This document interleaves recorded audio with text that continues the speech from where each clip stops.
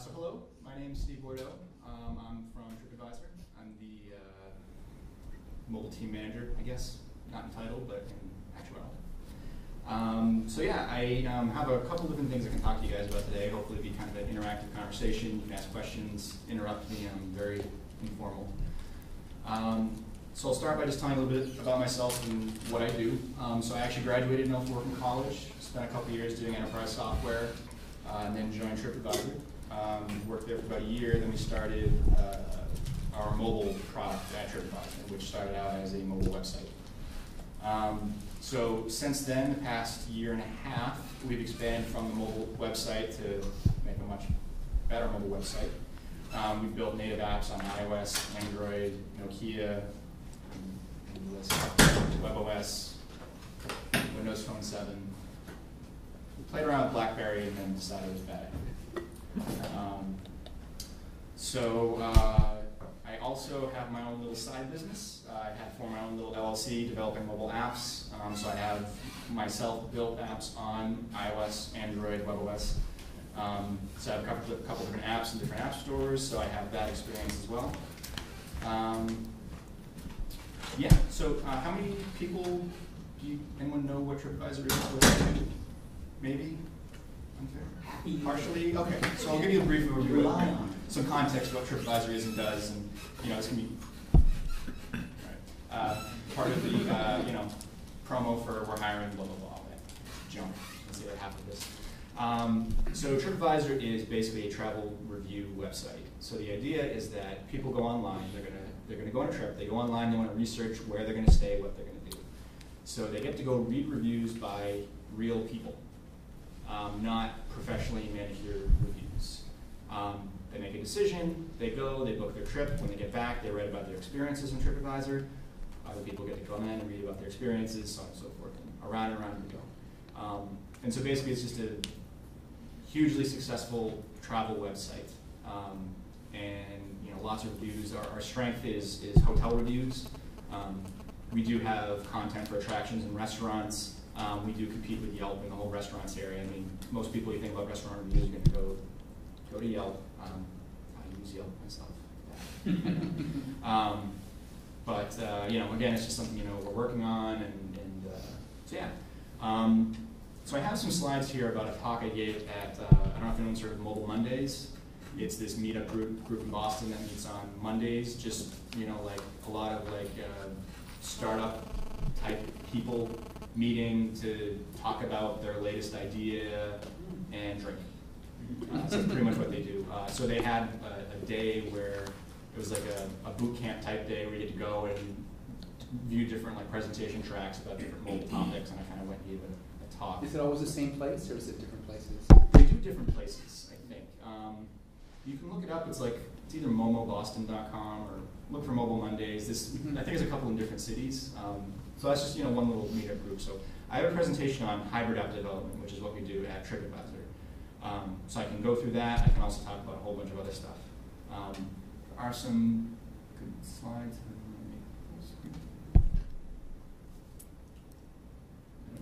Just click F5, and it should do it automatically. Or, I guess not.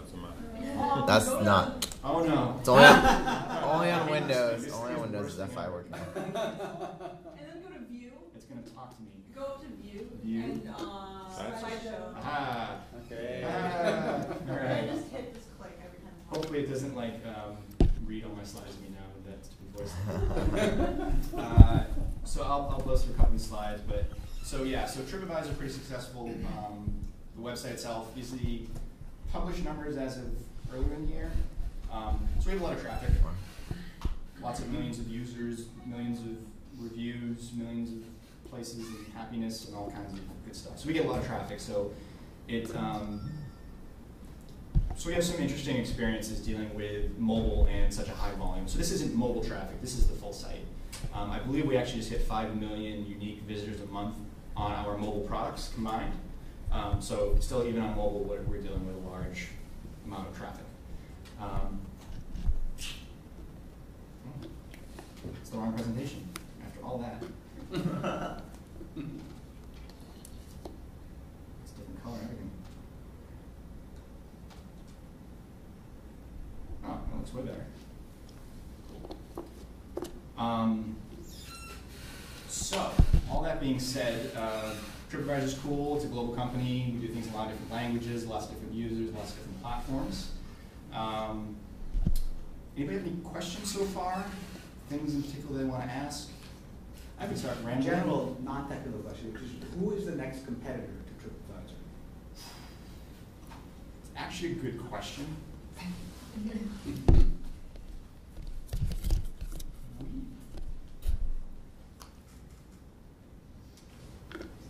I don't know if we actually have a really strong direct competitor in the hotel review area. We bump up against Yelp in like restaurant reviews and restaurant advice. There are certain places like hotels.com, which is actually owned by Expedia, which Expedia owns TripAdvisor currently. We bump up against them with some hotel reviews. We bump up with Expedia with some hotel reviews. They're actually using another third party for review collection. We're actually in the process of switching over to use us, which is kind of funny. And then we're spinning off from them in Q3, so that's even more strange. We're keeping an eye on Google. Google starts to be a bit annoying. They seem with their Google Places product to start pretty much, this is the whole thing, right? So search engine is supposed to index content and make it easy for people to find stuff. Google's now with like Google Places trying to present content in a way that users don't even need to go to the originating site anymore. So that's kind of evil. Definitely not cool. So pretty much they've, at this point pretty much they have all of our content under the pretense of we're indexing it so people can find it, and then they kind of just start showing it on these places pages and people actually never need to go. And then they actually combine our content with content from other places. And so then it's like, it's so I could go on a large rant about that, or a little pee off about It's that whole like thing. getting a paragraph from a book and publishing it. Right, exactly. I mean, it's bad, but it's under one pretense here and then used differently here. If they give you credit for it, is it legal? I mean, I'm sure you're still the ones that are doing it, but what if they say, They give you this credit. content is from TripAdvisor.com? They give you the credit, but here's the funny part. So they say, we have 300 reviews of this hotel. They don't have 300 reviews of the hotel. They have nothing. We have 296. Yelp has 1. Expedia has 2, so on and so forth. So it's this weird area that's, so it's personal. They are giving credit with that. Actually, we found some places they don't even give credit. But you can read the review on the places thing. You read, they do summarization, basically, so they can do Walking just along the edge of the woods. Right, so they can summarize things enough that you get the idea that you don't actually need to go to TripAdvisor to decide whether or not this is a place to go or not. So it makes it pretty interesting. Yeah. And then you look at, with mobile places, check-ins, all those types of things, it makes it very interesting. So Cool. Okay. did you? Yeah, so you're talking about mainly hotel reviews and maybe restaurant reviews, but what about general other attractions for those places? You do that as well? We do have attractions as well. So Boston Garden or different museums, things like that. We also have stuff like that. It hadn't got as much attention as it should have in the past, but now with mobile, I mean, you can imagine that mobile restaurants or attractions will be a bit bigger than hotels. Yeah. Proportional-wise, we see our traffic, on the full site is very heavily skewed towards hotels. It's a bit more level on mobile, but it's actually still highest on hotels. So we actually do get a lot of people who need to book a hotel tonight near me, which is kind of, I think it's a little crazy, but apparently it isn't. People apparently do this. Living on the edge, I like I know, living on the edge, or they're traveling, or whatever. No, it might be like there's somewhere they really didn't like their first night at the hotel they initially booked. It could be a lot of things. Yeah. So what's the relative traffic on those different platforms? iOS, Android, Nokia, HP? Who's iOS, biggest, do you know? Who's the biggest? iOS is still currently the biggest. Android is growing. Still not quite there yet.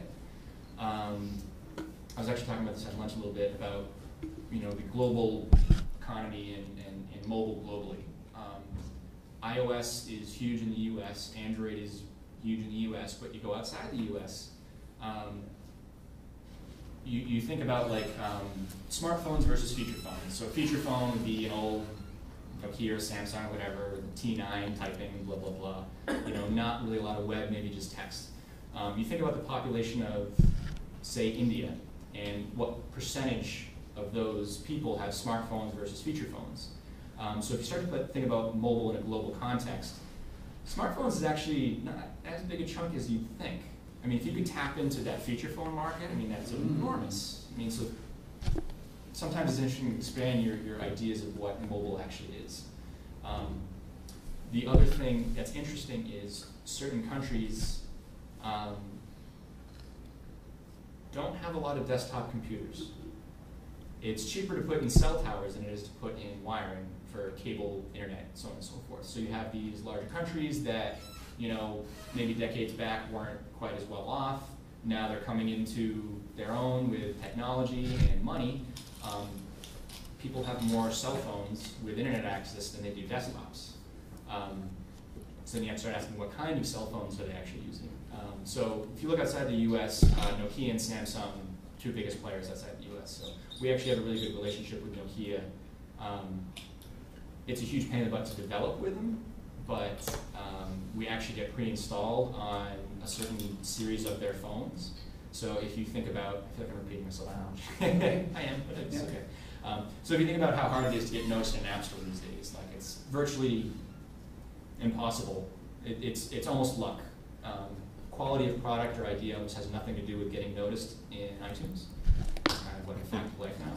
But if you can think about establishing a relationship with a carrier who actually pre-installs it on a whole bunch of phones, that's a huge value add. But that means you need to develop apps on these other maybe non-mainstream products. So. Two questions. Firstly, you completely skipped Sony Ericsson. Is that for a reason? Is it not a big player? I don't really know. All right. I'm going to guess not because I don't know. Fair enough. I'm not really in the partnership side of things. Fair enough. So. Secondly, you said iOS is the biggest. I'm not sure what you meant by that. Oh, just iOS, Apple, iPhones, iPod Touches are biggest in terms of our traffic. That we see. Traffic. Our traffic. All right. So our traffic's a little weird too. Historically, our demographics used to be a little bit older, a little more money to spend on travel. Also, a lot of people, like we have actually a fairly decent percentage of BlackBerry users. You think about companies, traveling salesmen who are issued BlackBerries from the company, they're using those. There is a decline. A lot of those people are starting to like have the BlackBerry for work and then their iPhone for, you know, Angry Birds or something. So, but we actually, we have a decent chunk that is BlackBerry traffic. So I'm actually really bad with numbers, so I don't actually remember percentages, but I'm gonna ballpark. iOS is gonna be like 40-ish%, and Android's gonna be like 25-ish%, and BlackBerry is gonna be 20-ish%, and then the remainder is gonna go to other random things, I think. There are a lot of Brandon's people at TripAdvisor. Why is that? There are a lot or are not? Are there? So I've heard. Oh, cool. Yeah. But not in the mobile section, I guess. Not mobile, not mobile. No.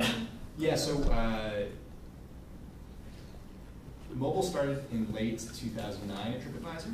So I was one of the first two people who kind of started doing it, and that was my first experience with mobile at all. We started building a mobile website. So since then, so that was late 2009. About 6 or 7 months ago, we were like 5 people. Now we're 13. So it's 8 full-time and 5 interns. And most of them happen to be from Brown because we just hit a pocket of them. Pretty much it's just a matter of like, recruiting's tough. Finding a job's tough, recruiting is tough. I don't know why they're both difficult for some reason. You figure one would be easy and one would be harder, like as a buyer's market or seller's market. Apparently it's difficult for everyone. A lot of it is just like making contacts with people and getting in touch with the students. Like, hypothetically, it would be a good idea for me to do a presentation in front of a mobile class at Brandeis. That would be a good thing for recruiting a TripAdvisor. You can all laugh at that. So yeah, there are people from Brandeis, obviously. I mean, we're in Newton. We're just like right down the road. So, you know, I'm sure other departments have people from Brandeis. Okay. But, you know, we hire all over the U.S. We have, you know, we just happen to get a group of people from Rice. I don't know why. Well, I mean, it's a good school, a good engineering school. So, you know, we get people from Rice, MIT, West Coast, all over the place. We're hiring all over the place. So, so yeah.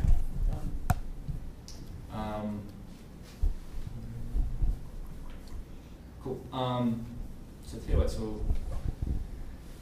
I'll talk a little bit about the evolution of mobile at TripAdvisor, which will kind of lead me into the whole hybrid app development thing. So basically what we did is we started out building a mobile version of a web page. That's where it all kind of starts. TripAdvisor does really well with Google in SEO. So SEO, search engine optimization. It's basically how do you structure your pages such that Google indexes them and likes you, and then when people do searches, you're listed higher on the Google search results page. The higher you are on the search results page, the more people click on it. The higher you are, the higher you are on the search results page, the more people click on it, so on and so forth. So we're really awesome at SEO. We kind of just nail it. And so it's the kind of love-hate thing with Google places. You know, we make them a lot of money, they make us a lot of money, and we like them and hate them at the same time. But basically what happened was the way we, you know, building a mobile website first, leveraging existing SEO, we launched, and a month after we launched, we had 1 million unique users a month. So the amount going from 0 to 1 million in a month is pretty nuts. So the reason I bring it up, it's you know, you think about mobile, and mobile's cool and neat, and developing native, and all these cool features you can use. And like with any type of product, you can kind of come at it a different way, right? Different ways. You can come at it from the technical side, where you say, this is a really neat idea, it's cool, it's awesome, it serves some purpose, it's great, and it's just techie cool. And then you can try to find a way to market it. The evolution of TripAdvisor is more the other side, like we have an established business here, we want to introduce mobile, how do we do it in a business-friendly way? So the experience is maybe just a slightly different way of thinking about it. You know, traditionally engineers don't really think like marketing people, so that's why you get a lot of really cool apps in the App Store that nothing ever happens to, because they're cool, but it doesn't connect with the audience.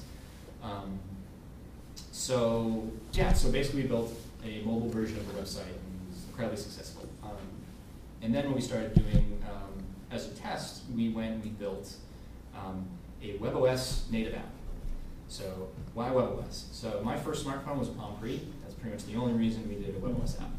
And basically what it was is a native app with a web view in it. And the web view hits the TripAdvisor mobile website. Not particularly complicated, not particularly techie cool, serves a purpose. At the time, I think Bank of America got absolutely destroyed because they posted an app that basically launched, an iPhone app that basically closed itself and launched mobile Safari to go to their website. So it's basically like a bookmark. So the tech community absolutely crucified these poor people. I mean, basically you're using it as a marketing channel at that point. So we were afraid of that. We didn't want that to happen. So the idea was, let's create a native app that wraps the mobile website, but then we layer native functionality on top of it. So this is, it's a glorified browser, but it can still be glorious, I guess. You know, you can still do a lot of cool stuff. So from the, when you launch it, how much of what you see is not web pages? I can actually probably give you a demo in a little bit. I mean, there's lots of things that are web-based. And a big reason for that is if you consider the number of platforms we want to reach, you consider, you know, things like localization. So we have 22 points of sale, a point of sale being a domain, like TripAdvisor.fr for France, TripAdvisor.sg for Singapore. There's like 18 or 19 different languages that you can see the site in. So you think about all that diversity, the diversity of the mobile platforms and everything. There's a lot of infrastructure that's been built up on, you know, the web side of things, the server side of things. So you can do a lot of things once and reuse it across all those platforms by doing a mobile web-ish type of approach. It saves you a lot of time, as opposed to coming up with a localization infrastructure on Android and iOS and Nokia and so on and so forth. So a lot of the simple things, like here's photos, like you can create a photo viewer with HTML and JavaScript and CSS, and it looks pretty good and it works pretty well. pretty good. And you can make it so it works on all these different devices. But for example, you can't do file upload on mobile browsers. They don't support the file form field. You can start to get around it with Flash, some Flash support on Android. You can do some file upload stuff, but you don't want to mess with that. And back when we did file upload, that wasn't an option. So things like that. Advanced support of using like the gyroscope and the camera and all that stuff. You can do all that cool stuff. Do all that native. Don't waste your time replicating things native that you can do web. It's kind of the strategy we use. So that's kind of what this whole presentation is about. We go some technical details. And so actually, I think it gives some examples. So let's jump in there. Right. So this is just talking about existing mobile web apps. There are a bunch of them. It's a popular approach. Netflix wrote an art with the CTO of Netflix. Actually, I think it's in the presentation. I get the presentation a while ago. I don't remember. They decided to kind of go mobile web. You think about HTML5, the evolution of all that, all these cool things you can do. I myself kind of equate it to, I guess, well, before my time, but mainframes. You think about people that you started mainframes, then it got more distributed, and then now you have web apps, which are kind of analogous to mainframe, maybe. You think about it, you log in, you use Google Docs, you use Gmail, it's all on some remote server, you just need a browser with internet, and you can go to any computer and log in, so it's kind of the same-ish type of thing. So you think about same thing potentially with mobile. Is it going to be a native fat client? Is it going to be a web app? My personal opinion is eventually the technology is going to get there. They're going to go the same way desktop does, which is web-based apps. If you think about it, if they added support for accessing all those low-level features, that's exactly the same. Exactly as the same. No asset. Right. The one potential difference may be gaming, because it still takes. But even then, they're doing web 3D and. Exactly. High performance gaming, low level access, the operating system usually takes longer to get to, but so anywho. It's just a step back a couple of years. It'll get there again. Exactly. It just lags a little bit, but it still comes out. So I'd expect the same thing. So yes, mobile web. It's nice. It's easy, quick to develop. You don't have to worry about so many platform-specific things just because it's such a vanilla platform to work on, in theory, unless you're working on like Windows Phone 7 and have to deal with IE quirkiness, which is horrible. It's nice from the business side because it's easier to track metrics. They have all these content collection tools that you can plug in, like Mobalytics and all these other packages you plug into your native app to count how many times people visit this page in your app and interact with things. And you can spend a lot of time hooking in all this monitoring infrastructure to determine how are people actually using your app, which is really useful and necessary from a business standpoint to make educated decisions about what you should be doing and how people are using your app. If you think about a web app, a lot of that's kind of done for you already. Like it's hitting a server, there's an access log entry, you know what URL they hit, so you know what they're doing. So it's almost by virtue of using that web view, you almost have some built-in logging and you can do some analysis on how they're actually using it. Obviously, access to lower level things.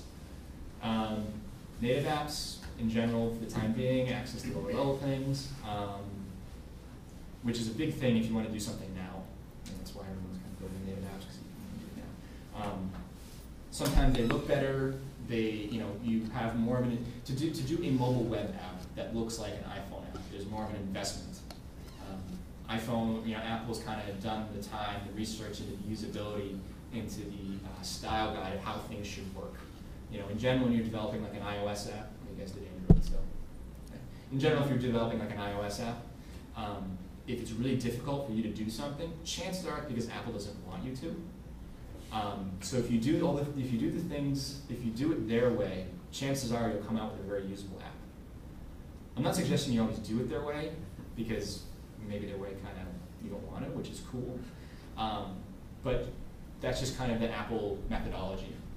They give you a certain set of tools, you can use them really quickly out of the box and go with it. Google, of course, a little bit different. You have to build things more from the ground up. Like, for example, on iPhone, if you want to create a list view of things, say you want to create a list view where you can reorder list items. This is a fairly common thing. Android, you got to go build your whole like drag and drop reordering mechanism. iOS, you implement a method to say, yes, I want to enable that. And this is what, here's an event callback when it happens. So, there's lots of differences there between the platforms. Now I'm kind of rambling on stuff.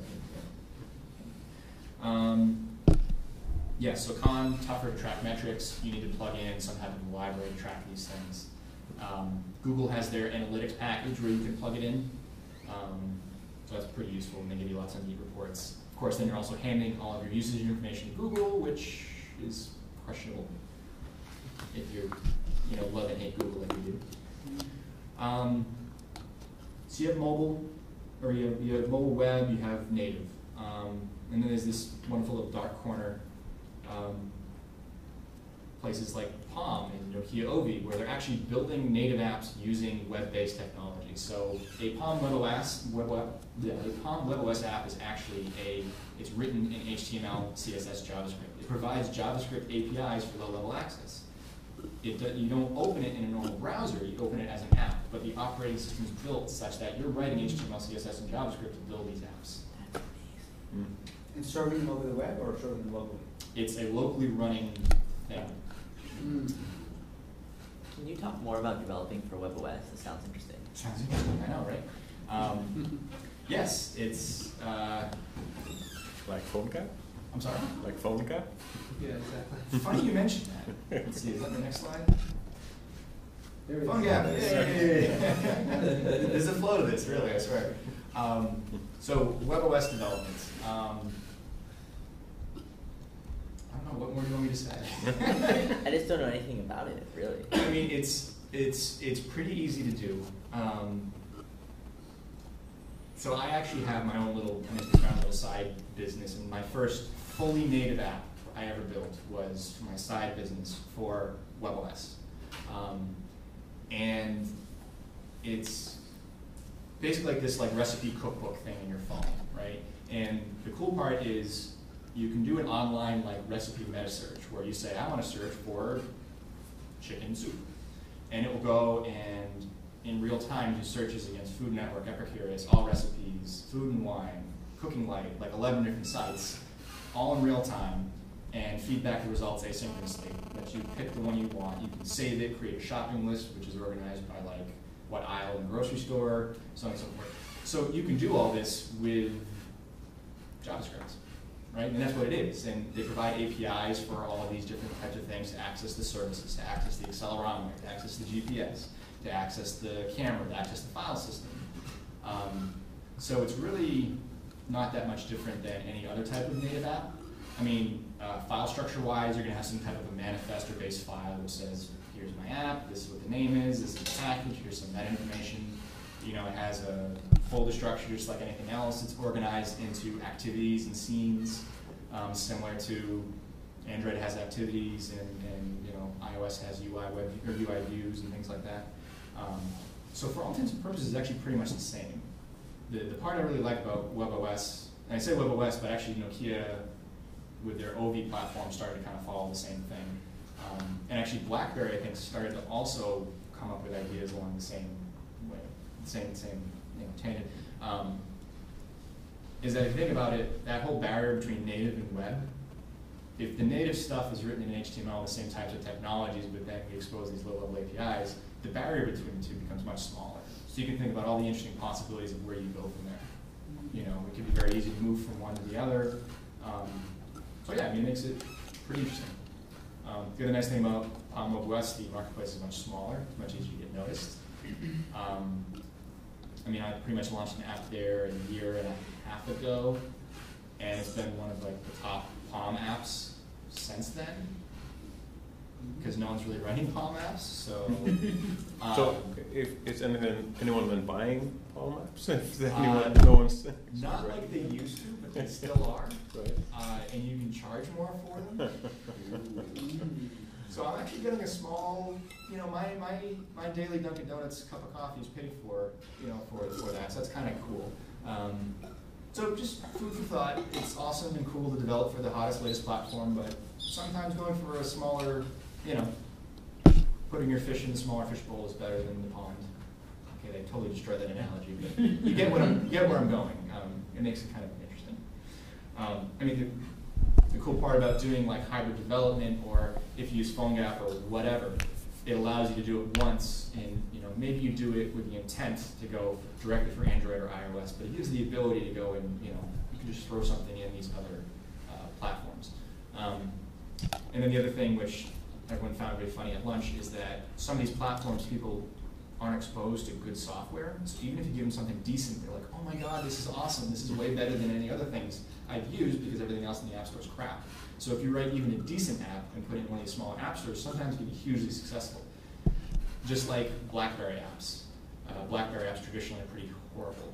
So like at TripAdvisor, we don't actually need to worry about if we come even close to building something to our standard, it's leaps and bounds better than they would see anywhere else. So it actually kind of works out well. Just some interesting things to think about.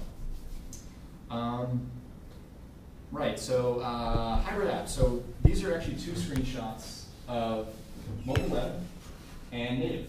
These are actually a little bit outdated. But so pretty much the website, for the most part, looks kind of like the native app.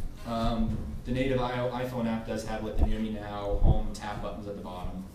Instead on the web, we have the menu button, which opens a pop-up and has some menu items.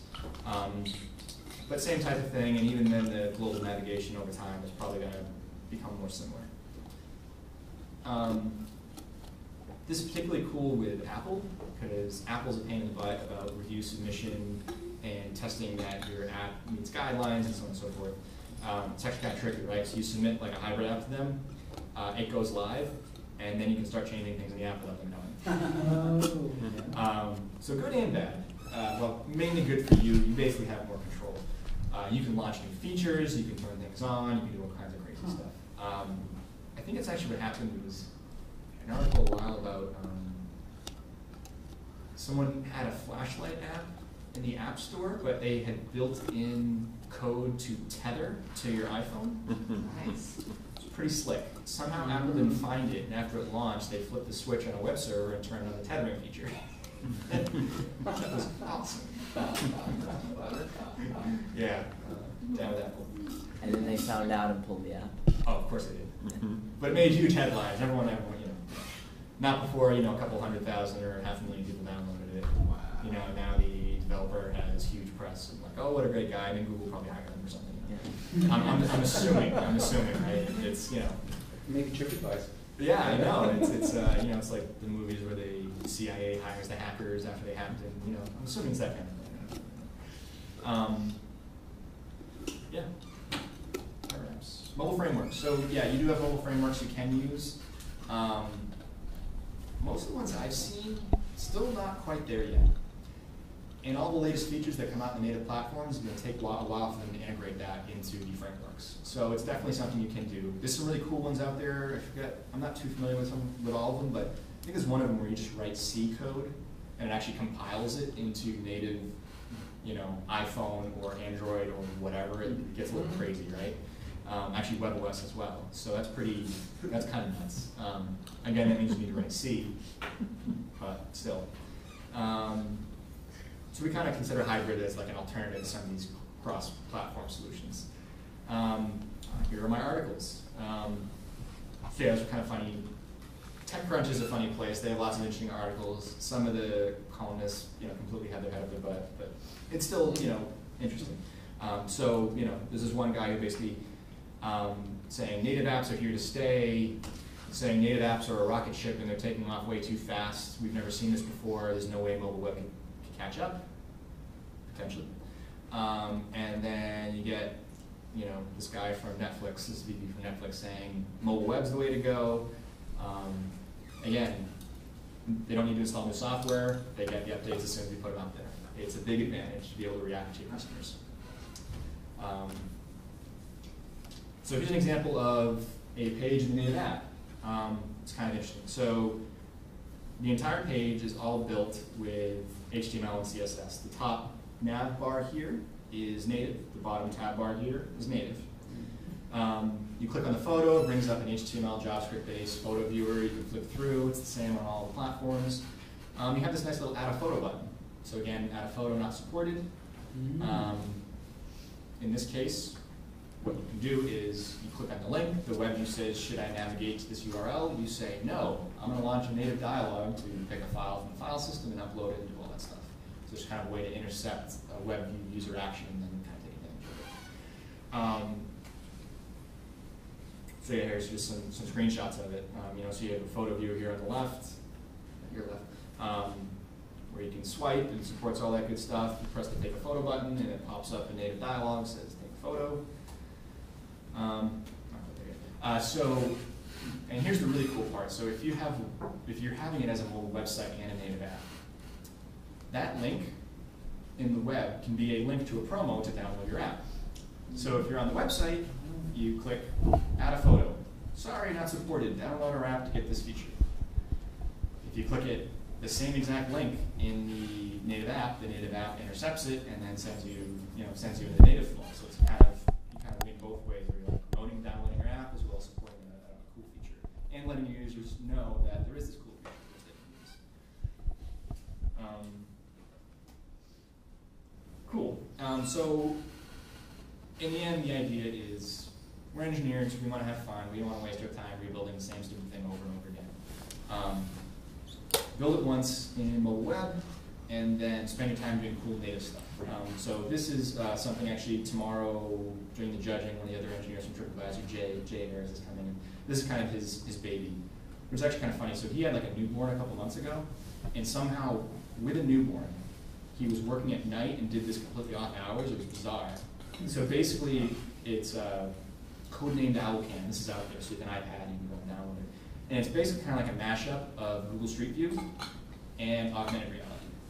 So you think from the travel side of things, I'm going to go stay in Paris at this hotel. So this will drop you on the steps with Google Street View on the steps outside your hotel, and then do augmented reality, placing these bubbles up of things. So you can look across the street and we'll label it and tell you what it is, what is it, what's the TripAdvisor rating, click on it to see it, you can pan it, move it around, you can navigate down the streets. You have a little ollie with some, you can't really see it, there's a little ollie there, a little radar thing showing you on a map what direction you're looking at.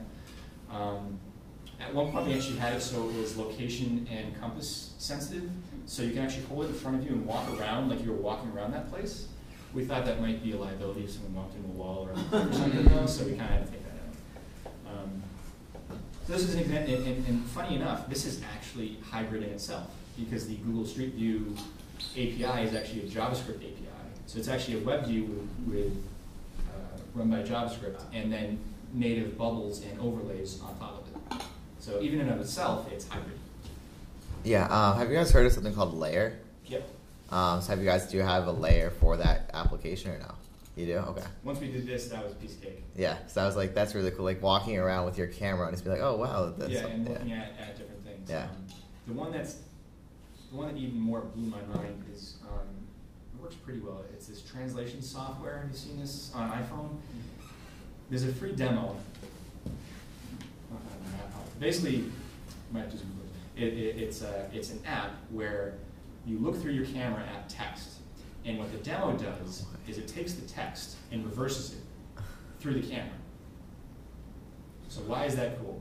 Well, what they really can do is you take it, you point it at a sign that's in French, and it translates it to English. So on your phone, the sign over there looks like it's in English. That's so cool. Isn't that cool?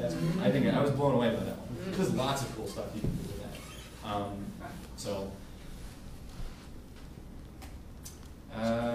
Wow, that is pretty cool. Yeah. Sorry, I need to give you a moment to get started. Whoa. I mean, you're really augmenting your reality, or in this case, altering it, which is kind of cool. I didn't buy the app, but I was playing around with it. It's a little. That's scary. A little funny. funny. You can change faces. Yeah, I know. It's, Like being John Malkovich.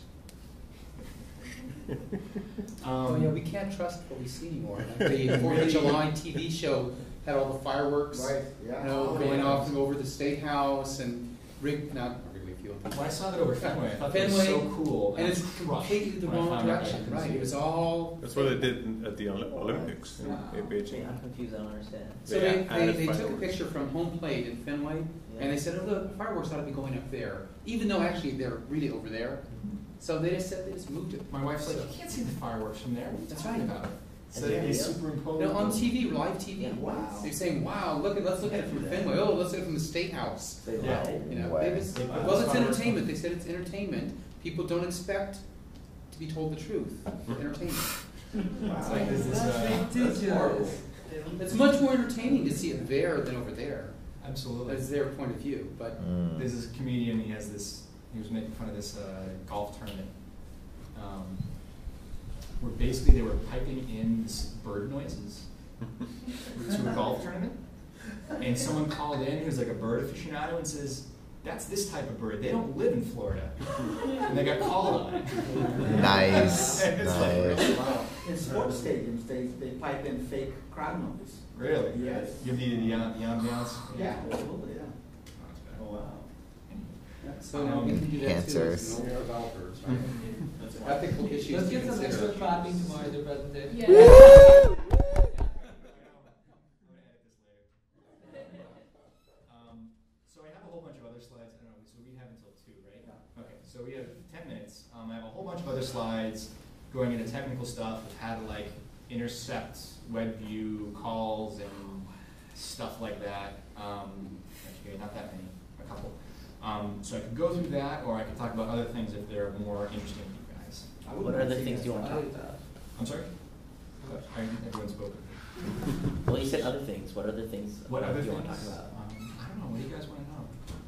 So I have apps in various app stores. I've built the same app on WebOS, iPhone, Android. I can compare contrast platforms. I've done ad mob advertising. I've tried different outlets. I've done. I mean, I'd be interested to see some of the technical. Yeah, stuff. I agree. Yeah. I can also talk about TripAdvisor and how it's successful at its development process and how that relates to mobile, because they're very successful. So that's some good stuff. Maybe I can get to all of it in 10 minutes. And I'd like to know about your experience as an independent developer. okay. I'd love to hear about how to manage groups of people and like build strong teams. In 5 minutes. Yeah. Fine. Okay. I will blow through the technical stuff and get to the other 2 things as an independent developer and then also group. I can do that. Okay. Go. All right. You got it. And go. Where were we? Anymore? That's it? Cool. So there's just a couple techniques for interacting between web views and native code. One of them Facebook actually uses where they use a different protocol. So instead of HTTP, they do FB://. This is the way they used to do it. So a lot of the ways, like Android in particular, allows you to register URL callbacks. And so, like right now, if you have the TripAdvisor app installed on your phone, and you go to a Google search result and you click on a TripAdvisor link in the web browser, it'll ask you, do you want to complete this action with this app or this app? With the browser or the TripAdvisor app? So that's kind of the main way that apps are starting to like intercommunicate is through registering URL patterns.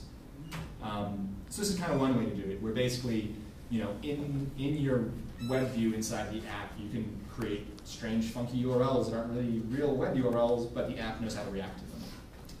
So that's kind of one way you can do things to communicate between the two, because unfortunately, iOS and Android, even Palm Web, even WebOS, which is web-based, the web views are fairly black box. You can say like, load this web page, stop loading, reload. You can't like get in there and start munging with the DOM that much. It's a partial lie because you can tell the web view to execute JavaScript, but that can get kind of messy and complicated because you're just jumping through that extra hoop.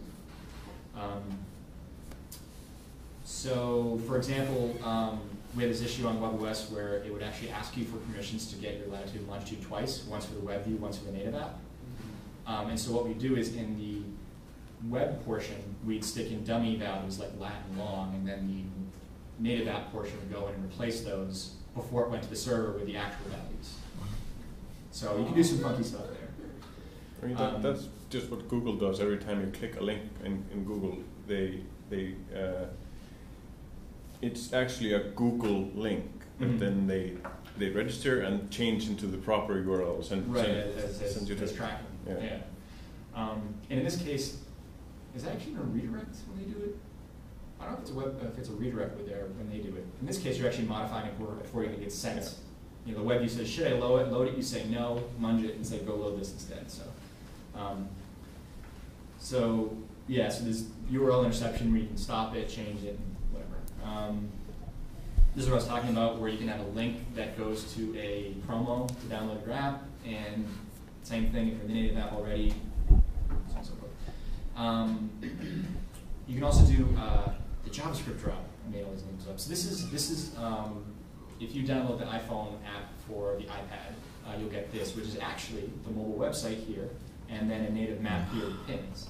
So what happens is every single time you load this web page, embedded in that web page is a bunch of JSON pin data. And so when the web page is done loading, it says, hey map, go load these pins. So you're actually keeping the two in sync. So you can, same thing where you can move the map, construct a URL, and tell the web view to load it. The web view loads, comes back with JSON data, and reloads the pin in the map. So you can do different things there. That's basically using JavaScript to query the web view. Questions? So those are a couple techniques you can use for some of the technical details.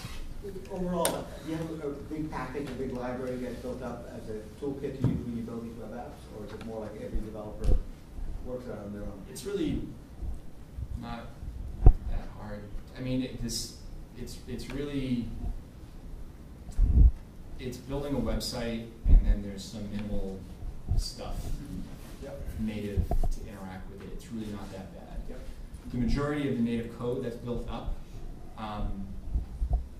there's infrastructure built up for localization, things like that. There's infrastructure built up for building partner versions of apps, because now every mobile carrier in the world wants their own app store.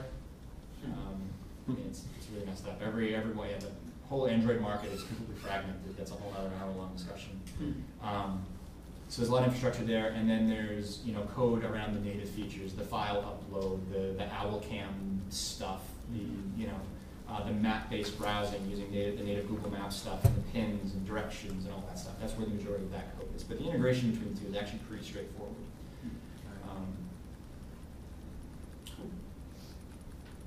All right, individuals. Developing as an individual, in my experiences. Let's see. So what are my experiences? It's a lot of work. It really is a lot of work. One thing I've learned from TripAdvisor, I didn't even talk about the whole TripAdvisor development methodology, but basically what we do is small, rapid iterations. We don't spend 9 months building something. We spend a week. What can you do in a week that will be useful, but prove a concept? So the idea is getting something out in front of your users sooner than later is good, because you immediately start getting your feedback. So we're all about quick iterations, getting feedback soon, making adjustments.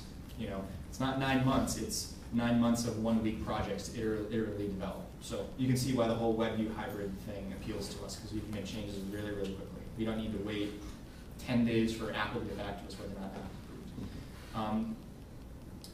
So as an individual developer, it's very tough to get noticed in app stores. As a large business, being able to make connections with Apple, that really helps with them promoting your app. Like, we have contacts with Apple, we have contacts with Google, the Google Android market people. They contact us and say, oh, if you put this feature in, we'll promote you. You will be our featured app. You do things that they like, and they'll promote you, and that is a huge help. And it's not something that's really easily accessible to the individual small developer. Why those are related is, I guess my piece of advice would be, developing something, don't spend 6, 9 months developing something and then put it in the app store, and then when it doesn't do well, be crushed. That kind of happened to me a little bit. Instead, think about what you can do small projects, a couple different small projects. Put things out there, see what kind of hits, what's getting traction, and then iterate on it. And as a small developer, I think that's probably a better way to go, just because your resources are that much more precious if it's just you. It's tough. You don't have a large ad spend. You can't go drop $20,000 in advertising just for the hell of it. And advertising is super expensive in mobile to have it be effective at all anyways. So that's what I would say. I don't know, is that kind of what you're looking for as an individual? Yeah, that was me, but specific aspects. Yeah, like one of the things is how many bottlenecks do you end up facing about like stuff like, oh wait, I need somebody with graphics, I need somebody who does this for me. Mm-hmm. And secondly, how do you go about monetizing them? Do you launch free apps and market? Okay, Get yeah. ads, or Those are, okay. So design and usability are very, very important on mobile. Sorry. When you download a 13-year-old's app that they wrote in their basement, you can tell. You know, using having hex colors, we only need like 2 or 3 letters or numbers to define the whole hex. Like, you know, those are usually, it's like a bad sign, right? You know, if your app is, you know, red, green, and blue, and those are the colors you use, it's a bad thing. You need to consider how the users are using their phones or tablets or the use case. I mean, how do you guys use your phones? It's like, I'm killing 5 minutes, I'm at the bus stop, I'm checking my email, it's quick hits, boom, boom, in, out, done. Some people sit there, I think most people, the most time they'd spend would be playing a game. So if you're playing a game, that's kind of different. If you think about some type of like utility app or something like that, think about the usage, what are they doing? Think about their fingers, how big are their fingers? Are they got fat finger things? A lot of that comes into design and usability of mobile apps. You think about, you know, you hold your phone. This area is really tough to get to. You really probably shouldn't put a lot of buttons there. This area is really tough to get to. You probably shouldn't put a lot of buttons there. If you think about, you know, just hold your phone and, you know, move your finger around. That's your prime area right there. I mean, so there's a lot of really good usability stuff you should think about. I'm lucky I married a designer, so that kind of works. She works pro bono. That's the solution. So that's one avenue you can go. It's not cheap. It is not cheap. does she think it's her business? No, she knows it's mine, and she kept saying, when am I getting paid? I kept saying, hold off, and eventually when she got the engagement ring, she realized that's where all the money went. So it worked out okay for me. But yeah, especially on mobile, especially with limited real estate, and I mean, keyboard and mouse input is fairly well known, standardized, mainstream, right? And you kind of know how to do things. You can fine-tune usability and user flow and things like that. But for the most part, it's pretty mainstream right now. Mobile is there's still a lot of really crappy mobile apps out there that really could use a lot of good usability. You want them to be able to. Okay, cool. I got it. So we can go over it by 10? Yeah. Okay. I was saying, so mobile apps, crappy usability. This was supposed to be like non-distracting. Yeah, totally true. Yeah, really bad. That really got me. Yeah, users want to be able to pick up an app and think about it. When you download a new app, there's so many of them out there. You open it up. You don't really want to be reading instructions. You want to just use it and go and be done with it and get on with your life. So usability is key. The other piece of that, was it the piece you were asking about? Design and then? Monetizing. Monetizing is a funny thing. The days of making lots of money at apps that's a tough one. You're not going to become a millionaire like you used to be able to. My personal experience is TripAdvisor is all free, basically. Even in terms of if we want to make money from the app, it's not a priority. There are no business requirements to make money whatsoever.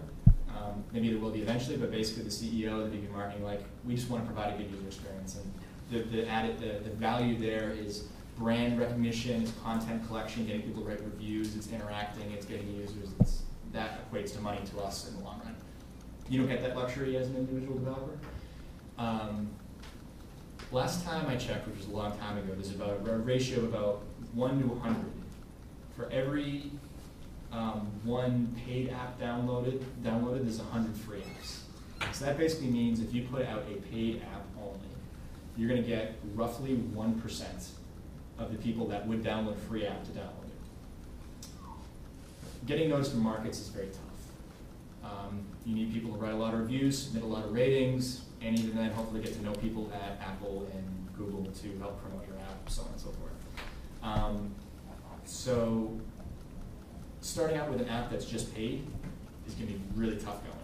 even $1. For some reason, people will spend $4 on a cup of coffee at Starbucks with all the weird things and ice cream and toppings and weird junk, right? But they won't spend 99 cents on an app for unlimited usage for the rest of their lives or something. You know? It's kind of crazy, right? For some reason, it's a huge barrier between free and paid. So a couple different ways you can go. You can do a free app and then do upgrades for paid. You can do you can have a free version and a paid version. Try this one, then download this one. You can have a free one. You can do in-app purchases. You can do a free one that's supported by ads. My experience, I've tried all of them. Actually, I haven't tried doing advertising in my app. I've tried paying for advertising to get downloads, which is very expensive and didn't really work so well. It was basically came down to I was paying like $5 a download, which is just for $5 for a person to download a free app, which is nuts. Yeah. So just be careful about doing that. I'm sorry? So this is not a business class, but we understand. Right, yes. But as an individual developer, it's still your time and money. In-app purchases are good. Sometimes they have a bit of a stigma because it's like, I downloaded this app and every feature is paid. This sucks and you get bad reviews. I think it's really a balance. The other thing is if you have two versions of apps, a free and a paid, if they use the free and you're storing information about them, transferring that to the paid app can be a huge pain in the butt because apps that are different, even though they're to you the same app, one's paid, one's free, as far as the platforms are concerned, they're all sandboxed, so you need to provide a way to transfer data between the two, which can be... Oh, okay. That's assuming that there's no server backing everything up? Exactly. If there is, you're good. If it's fully native, that's a problem. I ran into that in my little recipe app. You store all your recipes, how do you migrate? I'm sorry, I'm not sure I get your question. I have a question related to this. It's like, from your experience, what's the cheapest, best way to get your free app that no one's ever heard of out there? You're fine. See, that's the money question. If I knew that, I would be retired. I don't really know, to be honest. I'm sorry I don't have a good answer for you. Or don't want to tell, of course. No, well, so I have a new app out there right now. What I recommend doing is giving talks to students and telling them about your apps. So I have a new iOS app out there that's just like for tennis, because I love tennis, and it's for tracking your matches, and it's got all this functionality hooked into the USTA to download matches from the USTA. So I'm actually thinking about going old school, taking an ad out in USTA magazine.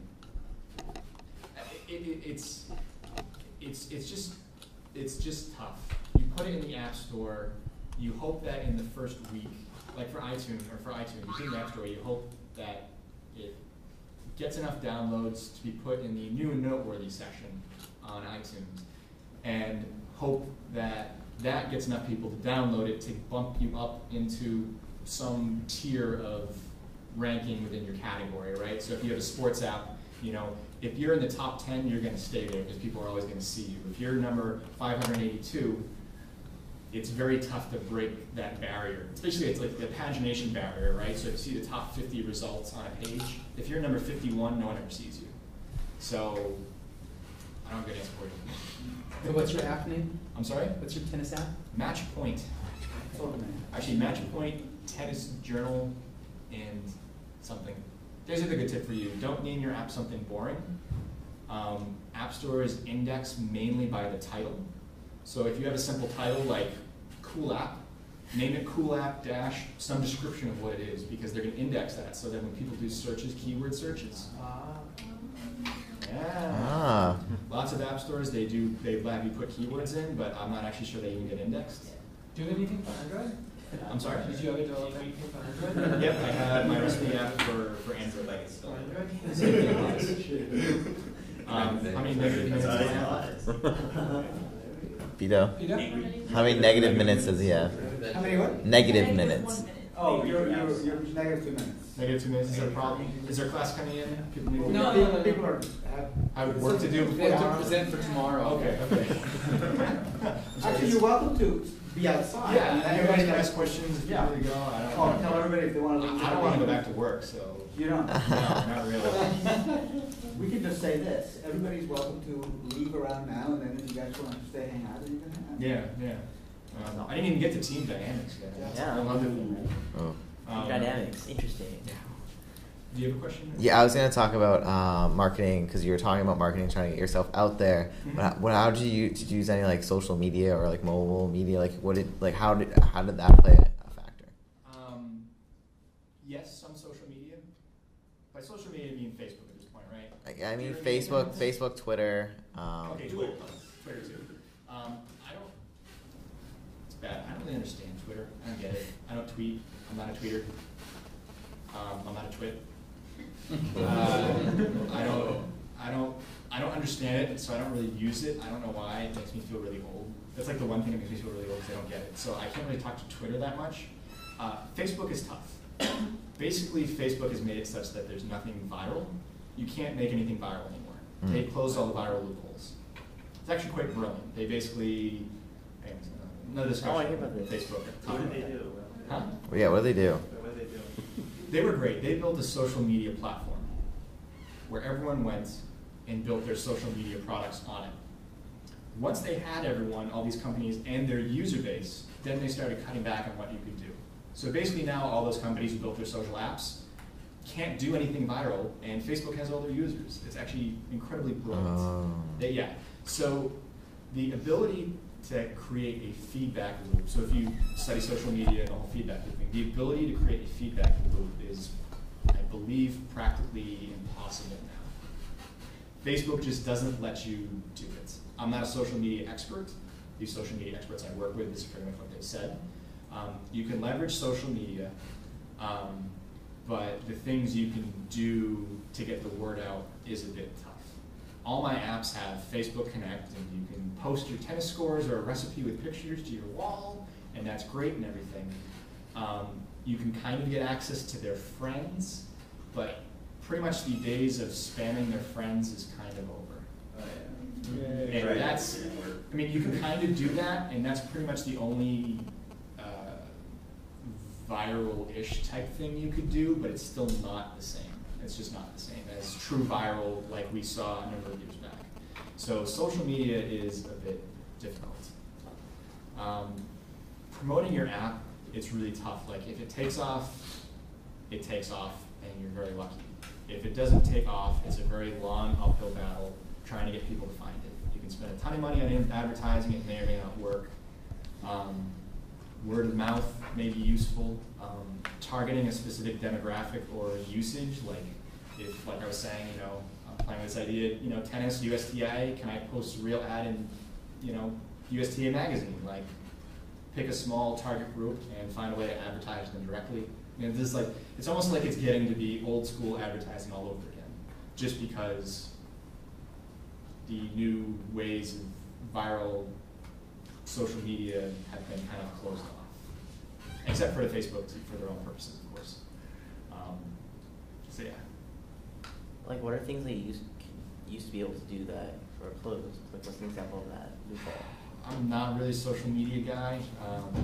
You used to be able to say, tell all your friends. Tell all your friends. All your friends, so boom, 500 people know. Yeah. Boom, Basically, a million people know. Farmville ruined it for everybody. Oh, man. Oh yeah, Everybody hates Farmville. Farmville ruined it. The idea that someone in my app can go and post a recipe to their wall, and their friends can see it. And there's a link at the bottom that says posted by this Facebook app.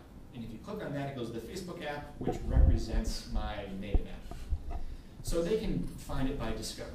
The whole thing with viral, though, is getting people to interact with that social posting so that they interact with it, and their friends see it, and their friends interact with it. And basically, Facebook has limited the avenues for which their friends can interact with You can these only, initial. you can only share. You can't comment or like. Right. Yeah. Exactly. So I mean, you kind of think about like Farmville, it spams everybody. That's the spam viral approach. You think about Facebook itself as kind of viral in itself, where someone writes something on their wall and you comment on it. And then maybe one of your friends who doesn't know the first person somehow sees it and they comment on it. And then it's this whole networking thing, Basically, Facebook's controlling the social media game at this point, so it's kind of tough. you figure it out, you let me know. 'Cause, I want to hear. You can sit up here and tell me all about it. It's really not easy. How did you go about learning the different ways to develop different platforms? Was this something you were taught? Was this something you learned over a lot of time or a little bit of time? Having strong core engineering development principles is really, having a strong foundation means you can pretty much learn just about any language. It's syntax at that point. I mean, the biggest part of like learning an app is like, okay, how do I set up the file structure and the manifest, and what features are available and how do I get access to them? And then it's all, I mean, there's a million quirks to every platform, so it's all Stack Overflow and trying to, honestly, it's learning from, it's like, how do I do this? If you Google it, you Stack Overflow and you read about it, and that's it. Because there's a million different things you can do, and there's a million different answers, and, iOS documentation is pretty good. I probably did a couple tutorials to begin with. Android, their documentation's okay. Stack Overflow is kind of awesome. WebOS, same thing. When I started with WebOS, it was like early on, so they didn't have a lot of good documentation. So, it just kind of takes time, but your core educational principles will carry you through. And generally, how much time do you have to invest in one of these apps? But I'm guessing it's a part-time affair. Oh, for me, yeah.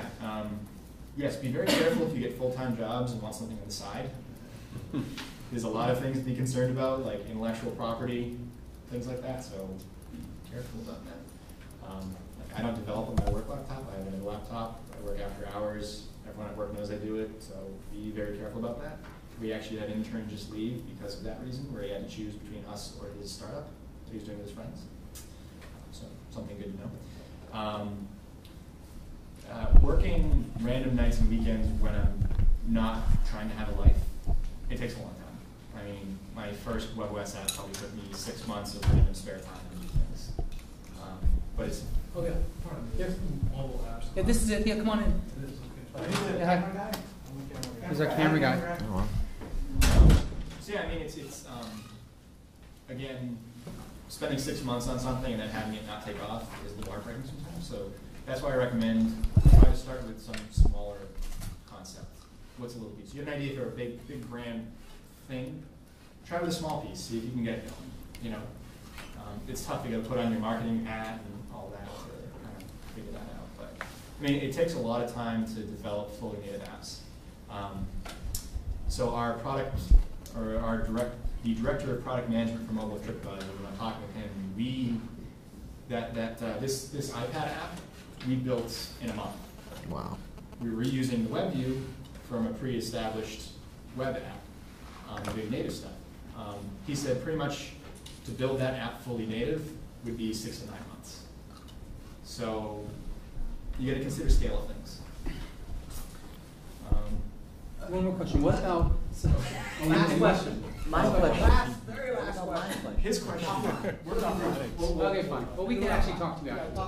We'll talk to you I after. think So we can... everybody, different people want to get back. Yeah. Okay, That's true. yeah, That's true. So let's thank